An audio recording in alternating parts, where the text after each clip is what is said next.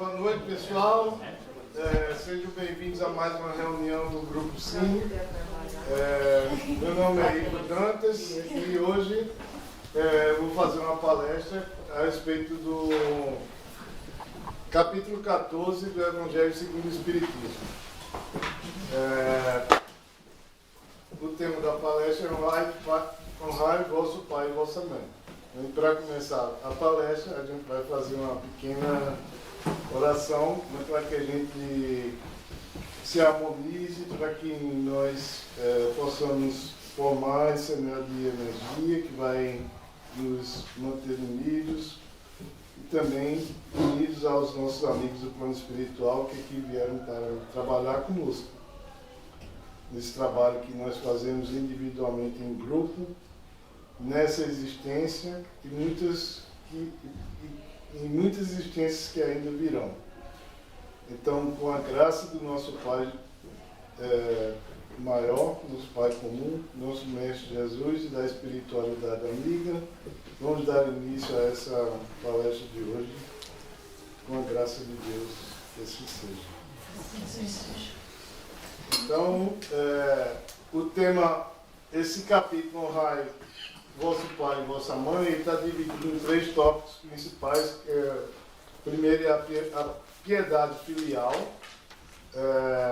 ou seja, a piedade que os filhos devem ter com relação aos seus pais. Depois ele aborda quais são os filhos materiais e os filhos espirituais, os pais também, os nossos irmãos, qual é a nossa família material e a nossa família espiritual. E, por fim,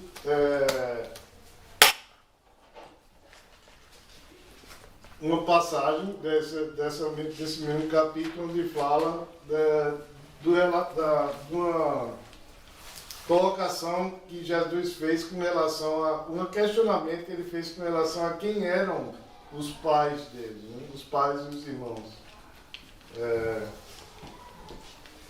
Na primeira parte, né, que é o tema basicamente da palestra, é um dos mandamentos que todo mundo conhece, né, os 10 mandamentos: honrai vosso pai e vossa mãe.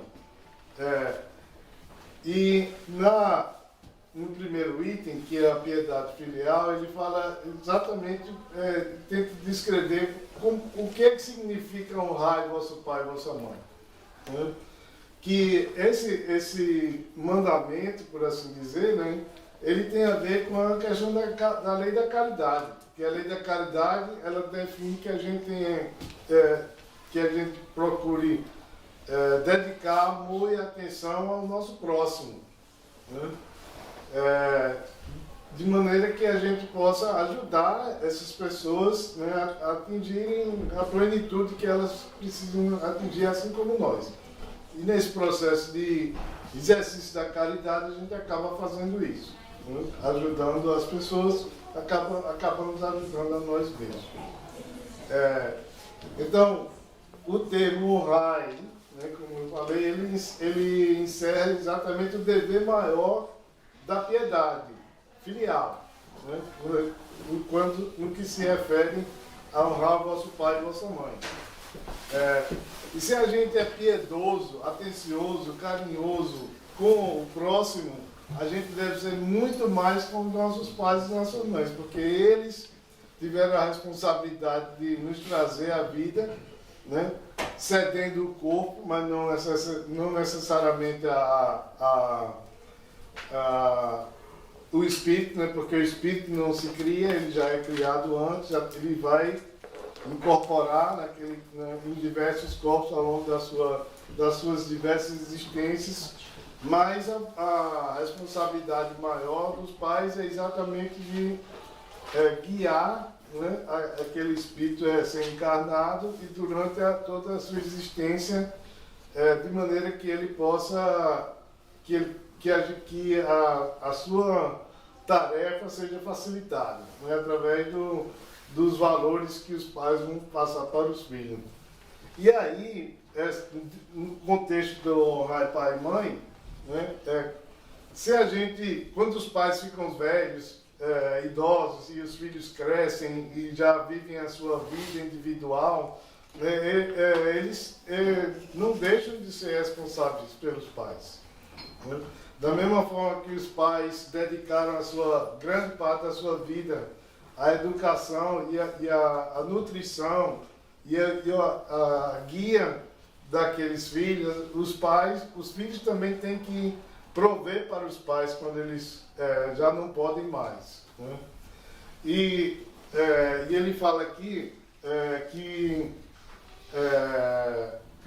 quando a função de filho de um pai que não é um pai orgânico existe, então essa responsabilidade é ainda maior. Né? Porque quando existe o laço da criação carnal, né, o físico, de certa forma está imbuída uma obrigação de cuidar daquele pai. Mas se o pai não é biológico, né, como a gente diz, não quer dizer que essa responsabilidade não existe. Né? E que quando essa responsabilidade é assumida, e ela é assumida de forma natural e sem que haja obrigação, que o filho se sinta obrigado a fazer isso, então o mérito dessa ação ainda é maior do que se fosse de uma outra maneira. Né? No caso, através da ligação carnal, né? da ligação biológica. E eu achei isso muito interessante, porque nessa condição, nesse contexto é que a gente vê realmente assim, se eu trato bem o próximo, por que eu não tenho que tratar bem o meu pai? Independente de ele ser um pai biológico ou não.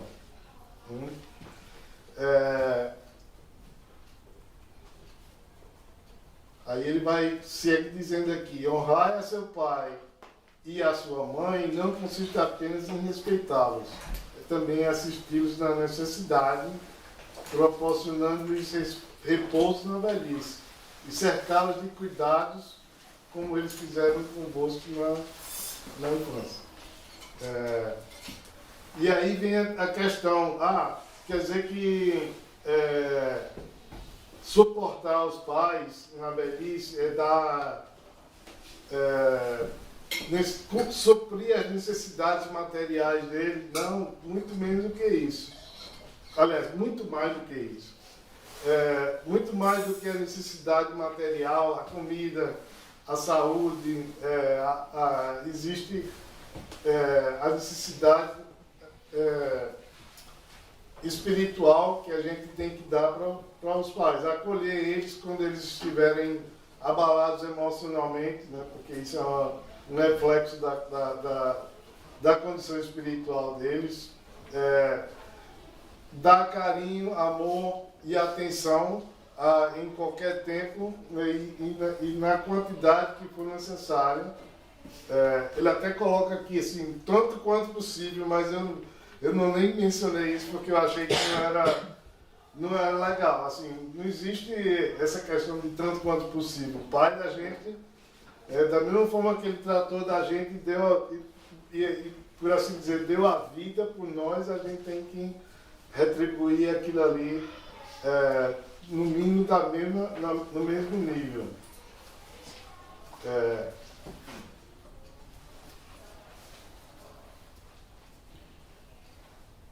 E aí ele segue aqui dizendo assim: se a lei da caridade manda que se pague o mal com o bem, que se seja indulgente para com os defeitos de outrem, que não se fale mal do próximo, que se lhe perdoe os agravos, que se ame os vossos inimigos, até amar os vossos inimigos, a lei da caridade pede que a gente faça tudo isso. Então, o que dizer da necessidade que nós temos para com os nossos pais? Né? A gente sabe que, principalmente quando a idade, né, chega na sua forma mais avançada, a gente vai se encontrar com situações até assim, desencorajadoras, né? Porque com a perda de grande parte das funções mentais, os pais da gente podem esquecer que nós somos filhos deles. Né? Os pais da gente podem tratar a gente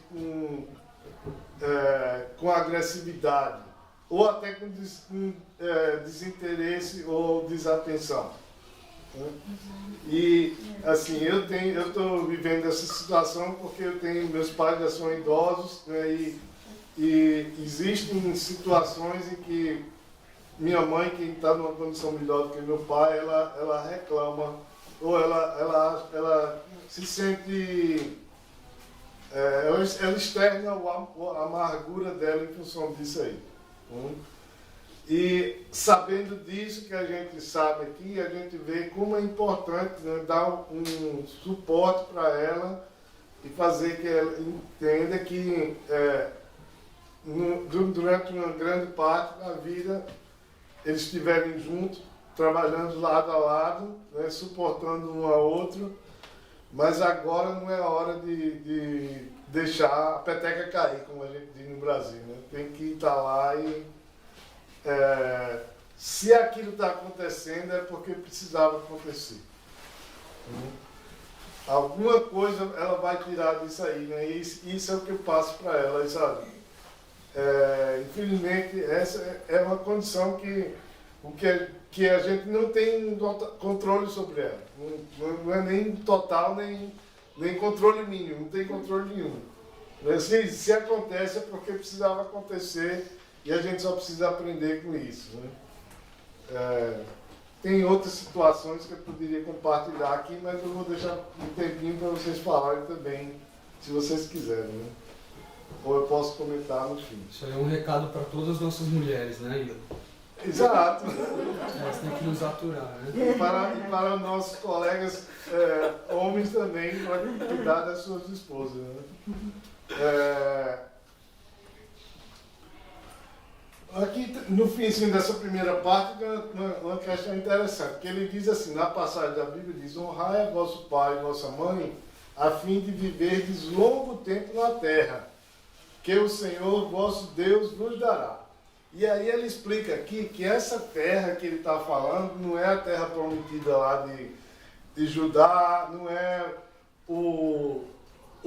a fazenda que a gente tem, não é nada material. Essa terra é exatamente a terra espiritual, né? A terra não material que existe, onde a gente vai chegar um dia, né? Onde que a gente um dia vai alcançar após o nosso desenvolvimento moral e espiritual, onde a gente não vai precisar mais voltar à terra material.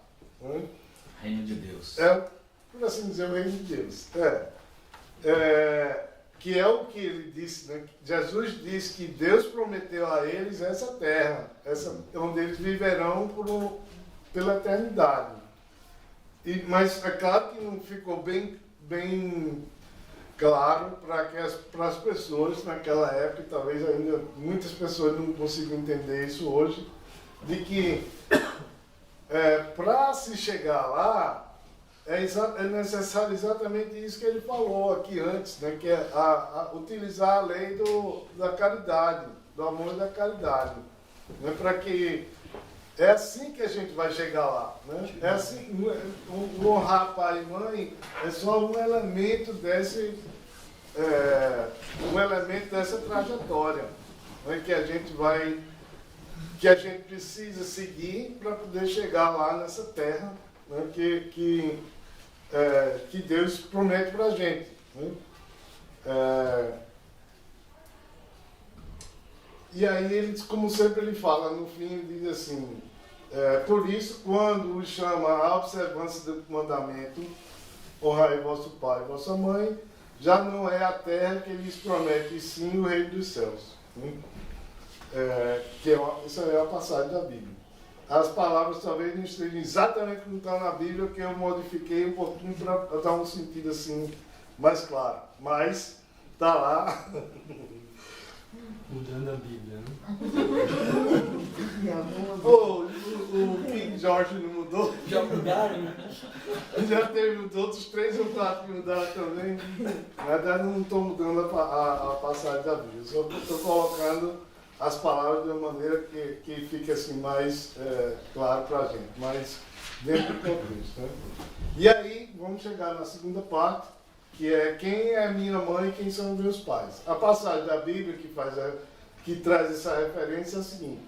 Tua mãe, eu também cortei um pouquinho aqui para não ficar assim, 50 páginas que não tem muito tempo.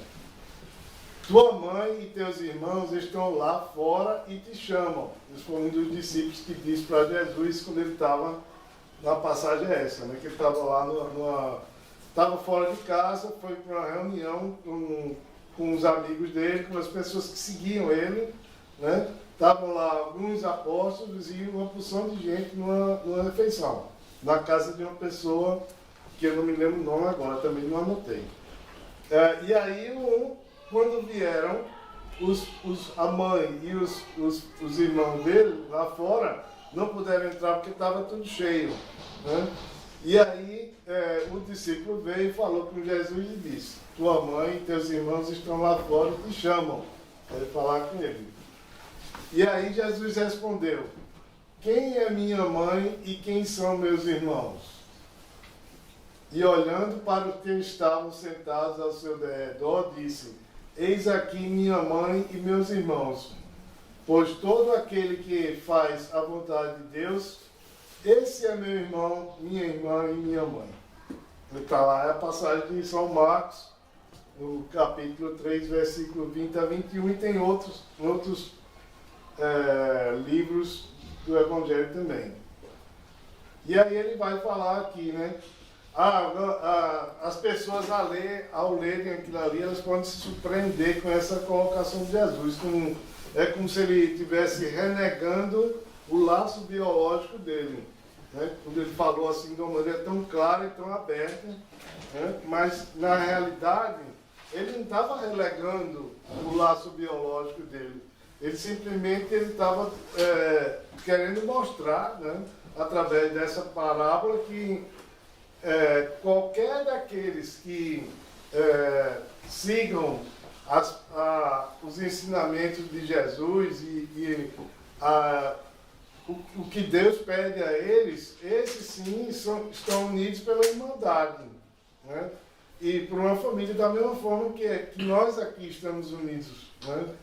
Dentro dessa filosofia, né, que é o kardecismo, na vontade de crescer espiritualmente e moralmente, né, através do esforço e do desejo que nós temos de estar aqui reunidos, né, não só aqui hoje, mas certamente já estivemos reunidos antes, né, em outras existências, né, talvez não tão amigavelmente, mas a gente está aqui, né?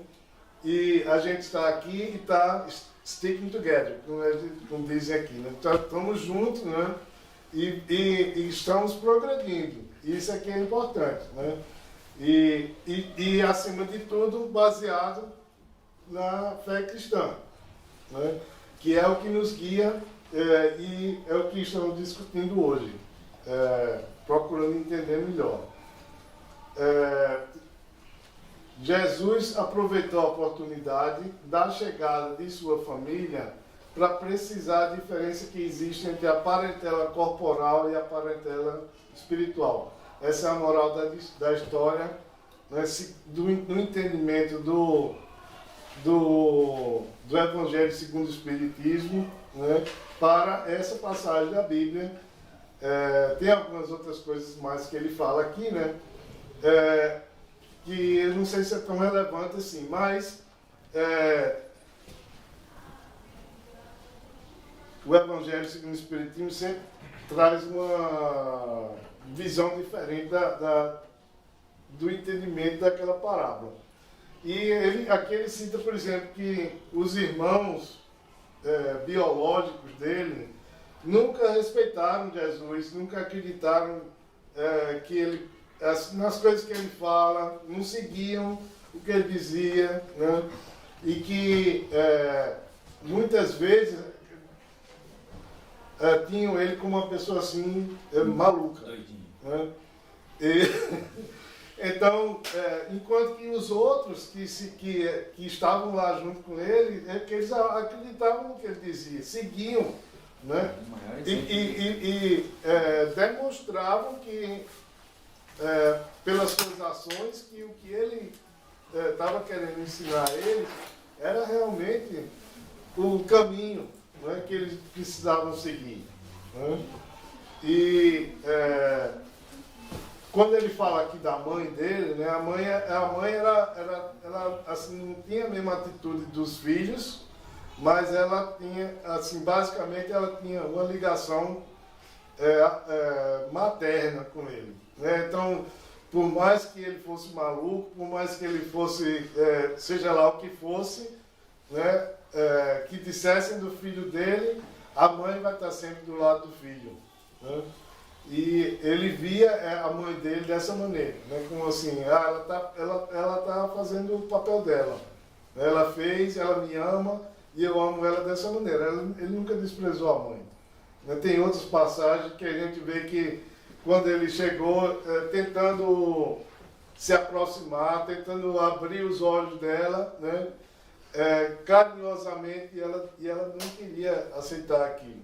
Ela tentava voltar e manter o relacionamento dele dentro dos limites da materialidade, né? Tipo assim, você precisa tomar banho, né? Tem uma passagem que ele chega lá e dá um banho nele, que põe roupa nova nele e alimenta e tal, né? Quer dizer, aquilo ali é o amor da mãe que está funcionando ali, né? Não é o amor daquelas mulheres que estavam lá com ele, porque elas acreditavam que, assim, viviam aquilo que ele estava dizendo para eles. Né? Aqueles ensinamentos que ele trazia. Né? Elas viviam o amor de Jesus, que é o elemento principal, que na minha opinião, que ele deixou para a gente. Né? O amor pelo próximo, que ele falou aqui no começo, né? Amar incondicionalmente, né? Ser piedoso. Então aqui vai na segunda parte, que é mais ou menos relacionada com o fim da primeira parte, que é sobre a parentela corporal e a parentela espiritual. Qual é a diferença? A gente já falou um pouquinho aqui, eu já dei alguns exemplos. Né? Nós somos todos parentes espiritualmente, que já estivemos juntos antes. Né? Aqueles nossos irmãos... Oi. Eu me perdi um pouco. Você falou irmãos biológicos de Jesus? Sim. Que eles não reconheciam ele como uma pessoa... Não reconheciam o valor dele, né? que ele tinha para outras pessoas. Eles desprezavam ele, né? Eles achavam que ele era um vagabundo, porque ele não tinha um trabalho, que ele não ganhava dinheiro, não se preocupava com nada, né? Não ajudava nas despesas da casa. Não ajudava na marcenaria. Estava totalmente separado do contexto da família biológica. Eu não sabia que tinham irmãos, na verdade. Tudo bem. Irmãos, ele tinha parece que 2 ou 3 irmãos e uma irmã. Eram vários. Tem várias Aí passagens faz no Evangelho exemplo que falam. Casa de ferreiro, espeto de pau, né? Nesse caso é casa de marceneiro. Né? Então ele começa aqui falando sobre os laços de sangue que não criam forçosamente as ligações entre os espíritos. Né? E a gente vê muito isso aí. Tem espíritos que encarnam dentro de uma família que são extremamente antagônicos aos pais, aos irmãos. Né? Por que é isso? Se existe esse antagonismo, é porque ele tem que ser eliminado, tem que ser minimizado. Alguém tem que aprender com aquele antagonismo. Né?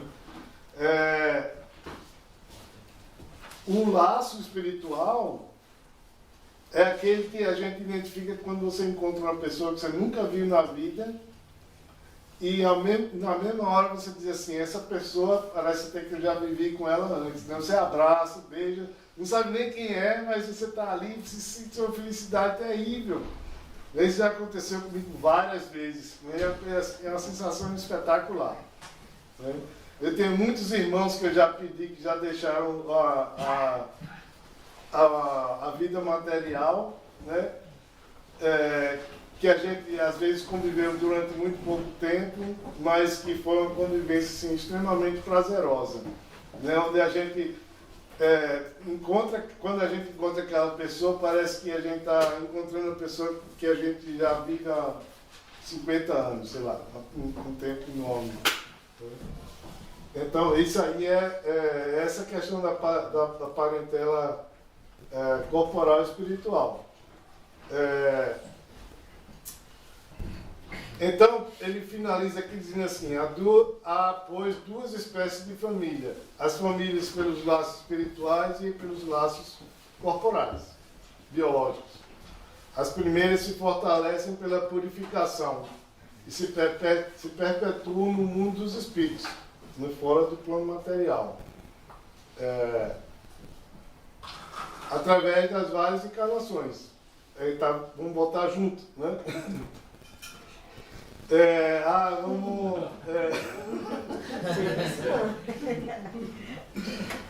Vamos trabalhar juntos. Vamos para os Estados Unidos para fazer um trabalho lá. As segundas, que são as materiais, né, se extinguem com o tempo e às vezes se dissolvem moralmente, né? Chega um ponto onde não existe mais valores que são comuns e aí existe a desagregação da família, como a gente conhece no plano material. E a gente, o mundo tem assim, uma imensidão de exemplos desse tipo, né?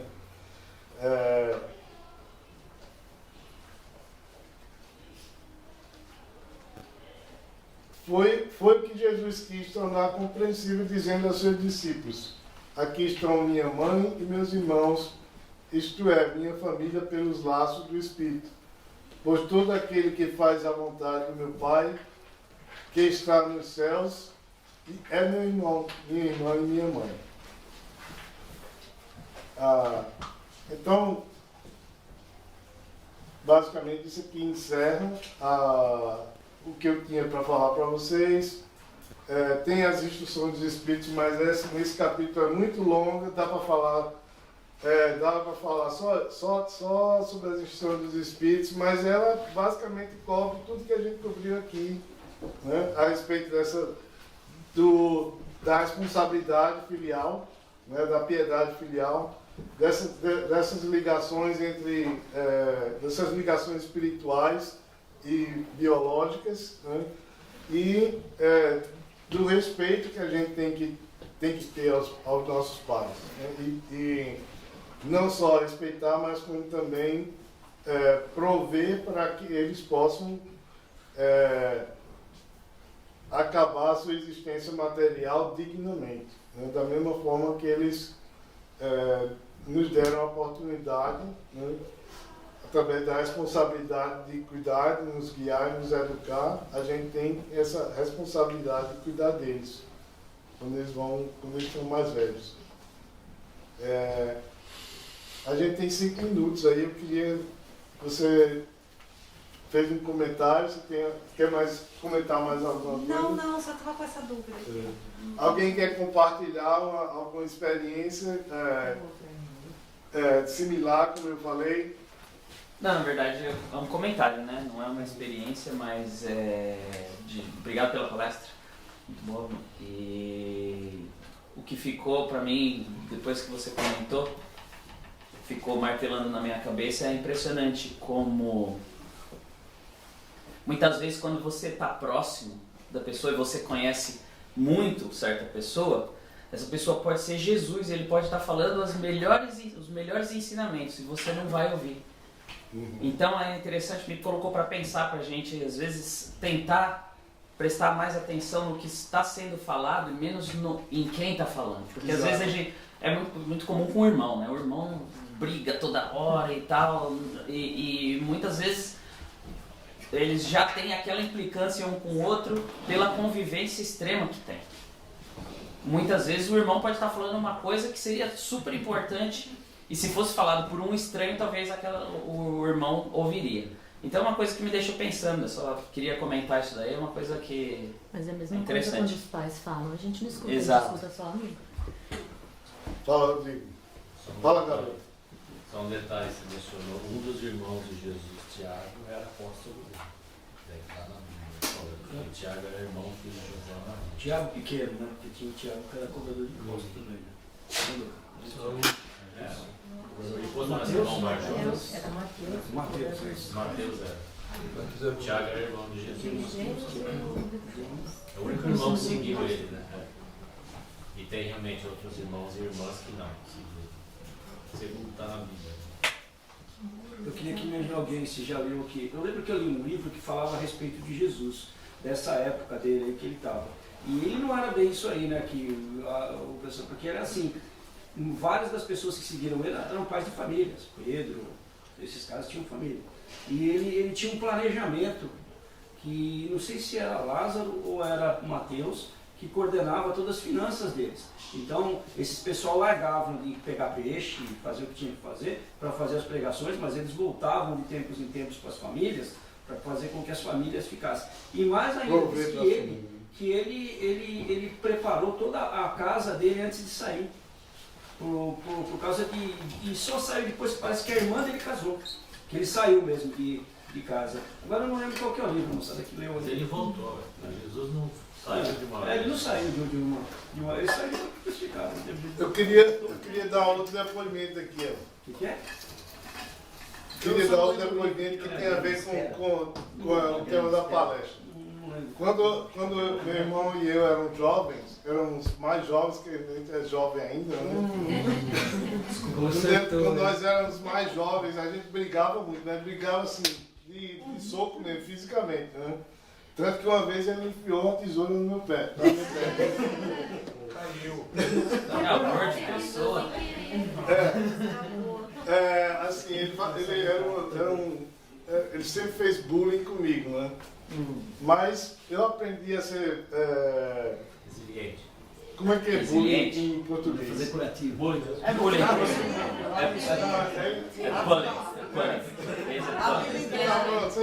Você sabe o que é. Eu tive muito disso na minha vida, não só dele, mas de muitas outras pessoas. Né? Mas eu cheguei a um ponto que eu nem liguei mais. Acabou-se, né? Talvez tenha sido depois dessa tesourada. Né?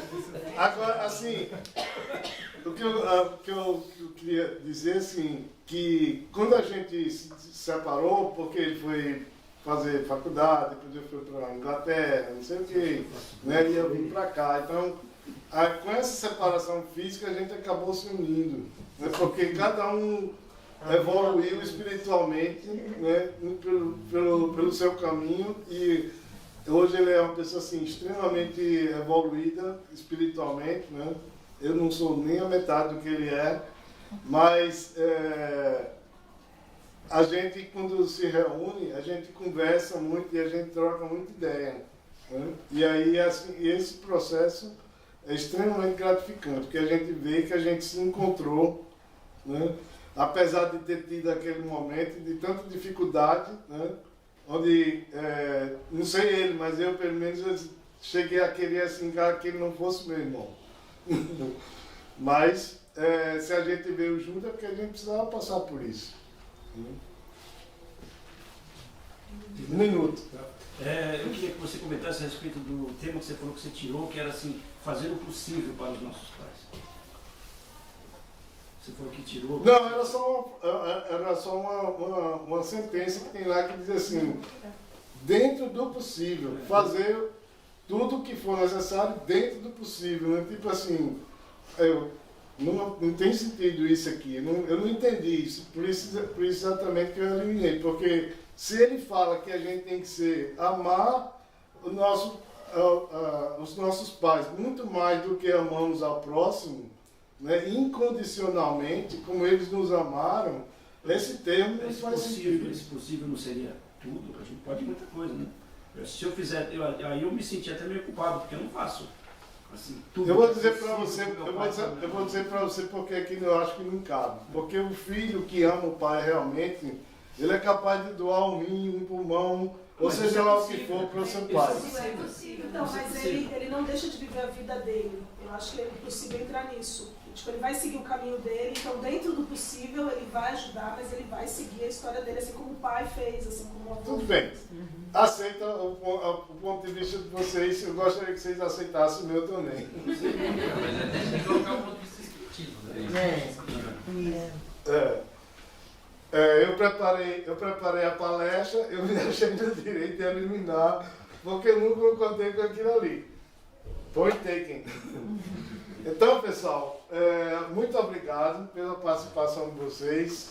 Adorei estar aqui hoje. Eu gostaria de fazer uma pequena oração para encerrar, agradecendo primeiramente ao nosso Mestre Jesus, que nos orientou nesse trabalho de hoje, orientou a nossa casa, a espiritualidade amiga, que trouxe aqui as intuições e contribuiu, participou efetivamente desse nosso encontro, dessa nossa oportunidade de crescimento.